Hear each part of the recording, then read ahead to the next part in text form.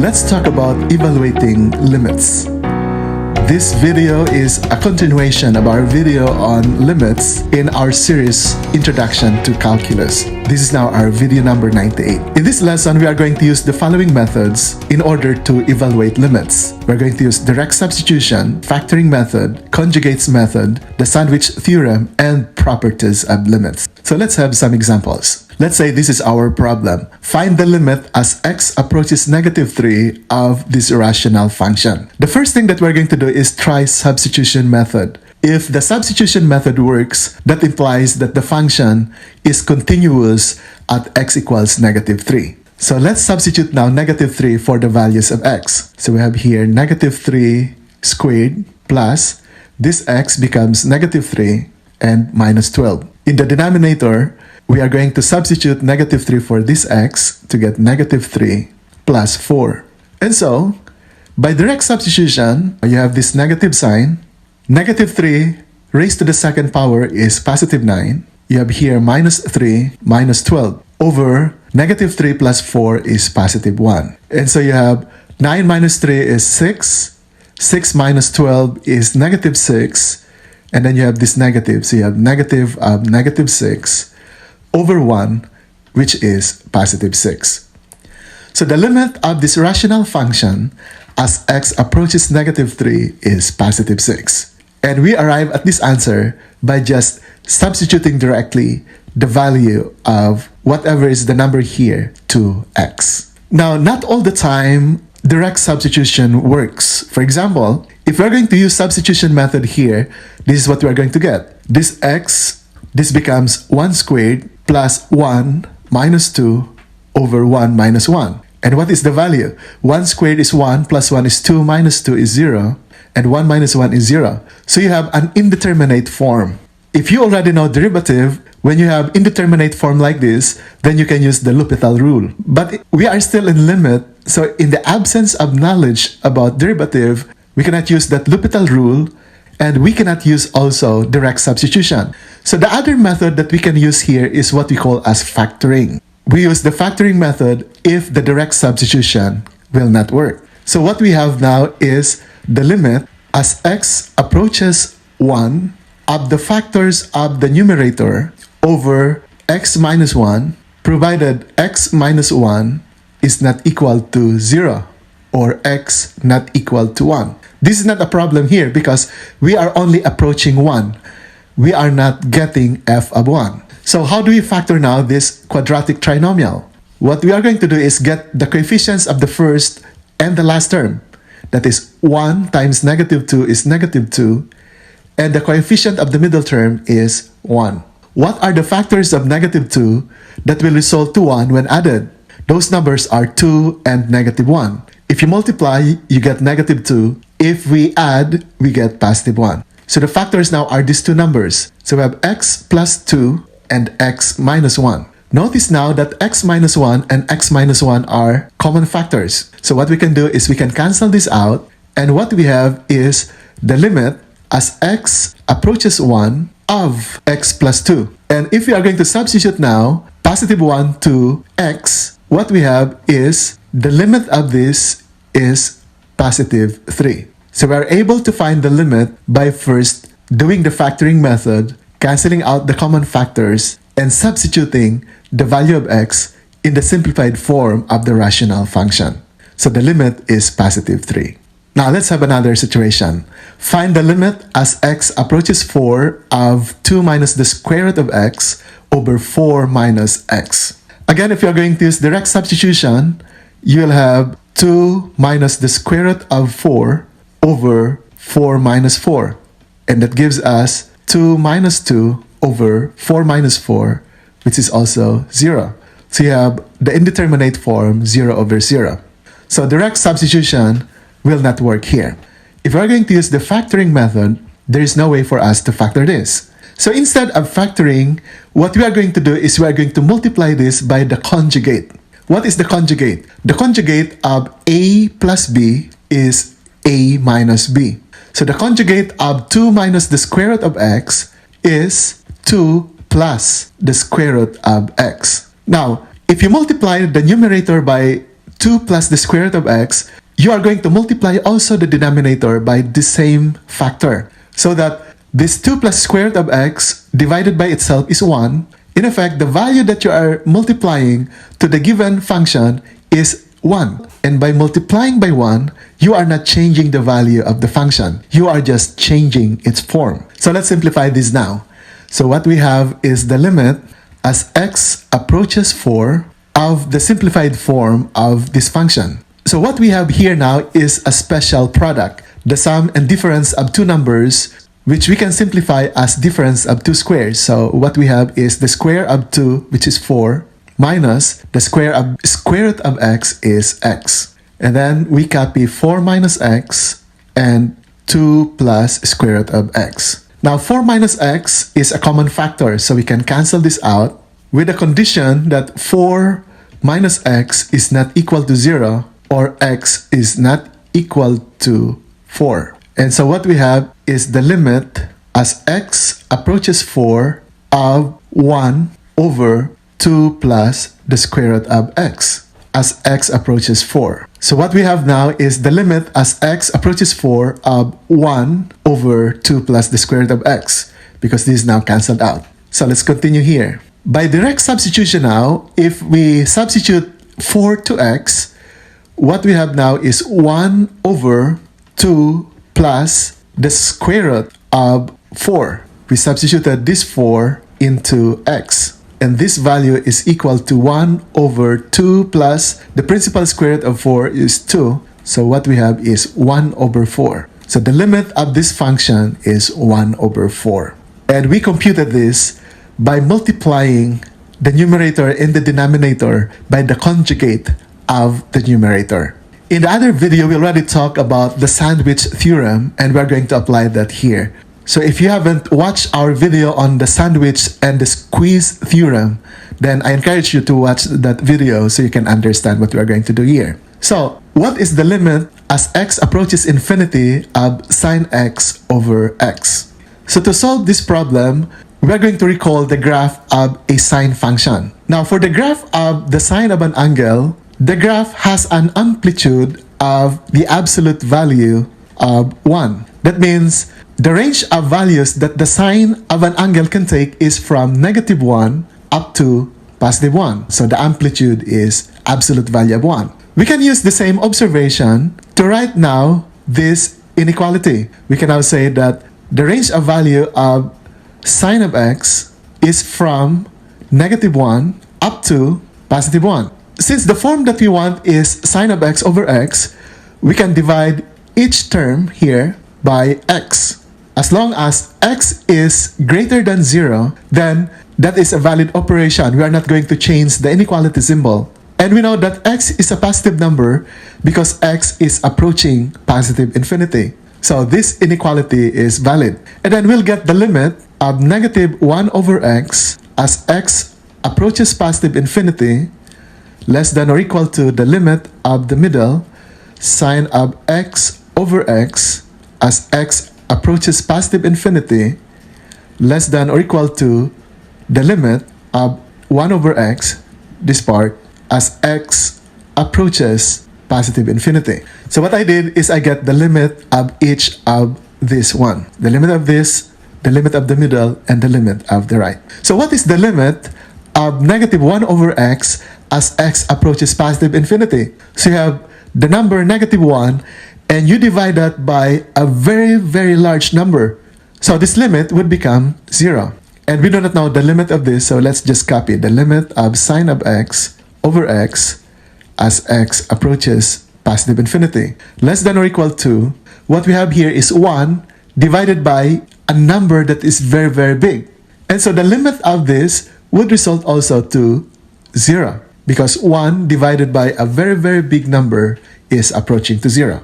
So this middle expression now is sandwiched by two values that are equal to 0. From the sandwich or the squeeze theorem, we can conclude that this middle expression must be also equal to 0 because the left side is 0 and the right side is 0, and these two values are squeezing this middle function.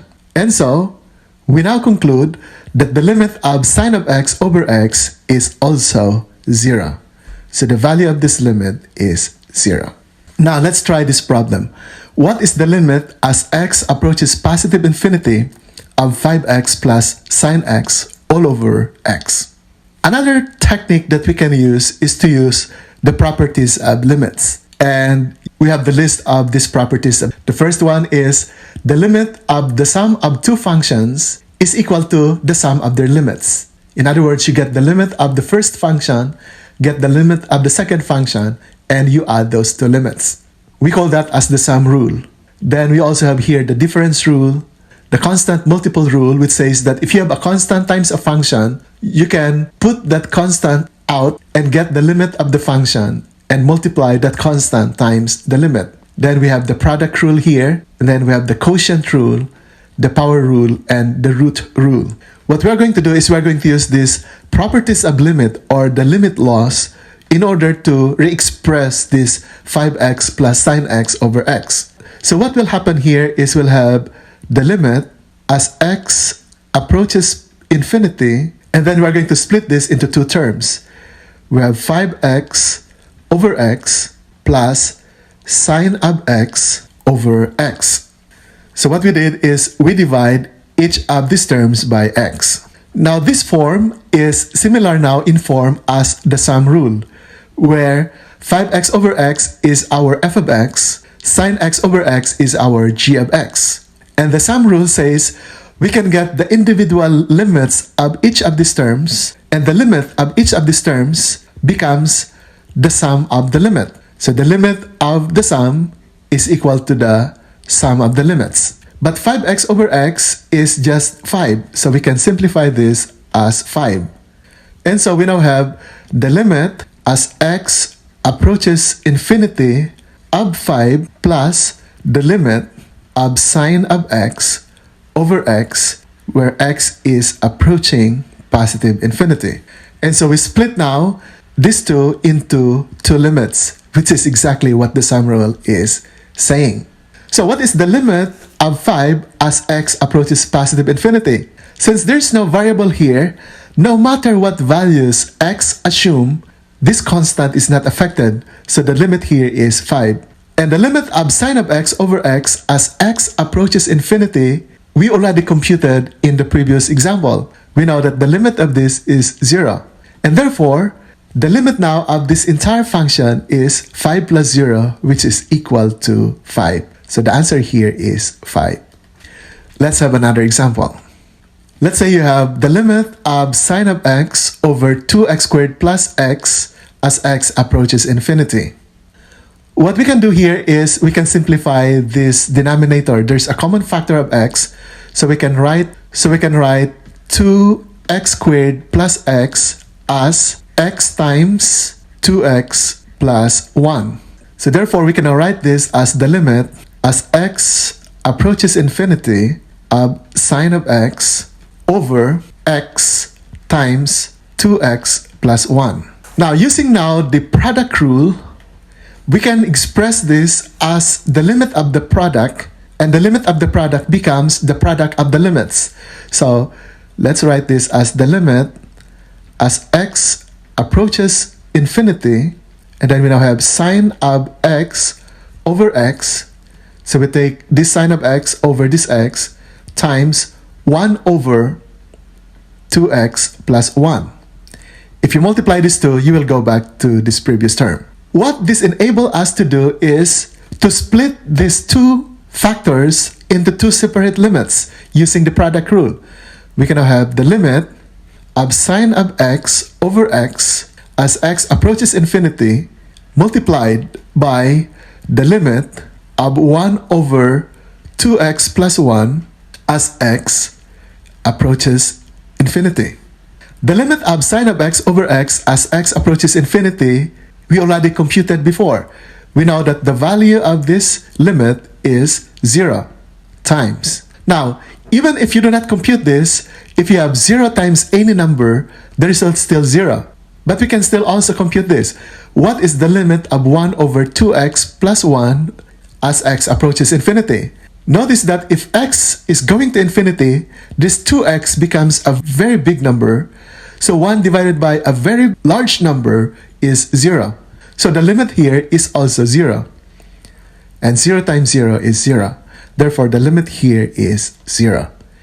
And we do this by applying the product rule and using the previous value that we arrived at for the limit of sine of x over x as x approaches infinity. So these are some of the techniques that you can use when you evaluate limit. Let's have another example. Find the limit of x sine of x plus 2 sine of x all over 2x squared. So using again the sum rule, we can split this into two addends. So we can have the limit as x approaches infinity of x sine of x over 2x squared plus the limit as x approaches infinity of 2 sine of x over 2x squared. And this x in this x squared can be simplified here as sine x over 2x. So you have the limit as x approaches infinity of sine of x over 2x, which we can also simplify by writing it as 1/2 times sine of x over x. And in here, we can cancel out the 2, and so we can write this as the limit as x approaches infinity of 1 over x times sine of x over x. So this x squared is split as this, and then you have sine x at the top. Now here you have a constant multiple, which we can write by writing outside. So you have 1/2 times the limit as x approaches infinity of sine of x over x, which we already know the value, plus this part, we can find the limit by applying the product rule. So we can split this into two products. The limit as x approaches infinity of 1 over x times the limit of sine of x over x as x approaches infinity. So this second term is now split into two factors by applying the product rule. And so what we have now here is 1/2 times the limit of sine of x over x. What's the limit of sine of x over x as x approaches infinity? We know this value is 0. So 0 times 1/2 will give us 0. And what is the limit of this? As x becomes bigger and bigger, 1 over x is also approaching 0. So this part here is 0. And we know the value of the limit of sine of x over x as x approaches infinity. That's also 0. So therefore, the limit of this function is 0. Now let's try this one. What is the limit as x approaches pi over 6 of negative 2 cosine of 2x? As always, the first line of defense is try the substitution method. If we try substitution method, this becomes negative 2 cosine of 2 times x is pi over 6, which is equal to negative 2 cosine of pi over 3. So what's the value of cosine of pi over 3? If you are going to recall the unit circle, pi over 3 is this part. This is pi over 3 here. In degree measure, that's 60 degrees. If you have a 60, 30 right triangle, opposite 30 is 1/2, opposite 60 is square root of 3 over 2, and the hypotenuse is 1. So cosine is your adjacent side over the hypotenuse. So you get 1/2 over 1. So cosine of pi over 3 is 1/2. So this becomes negative 2 times cosine of pi over 3, which is 1/2 over 1, or 1/2. And therefore, by substitution method, we arrive at a value that is equal to negative 1. So the limit of negative 2 cosine of 2x as x approaches pi over 6 is negative 1.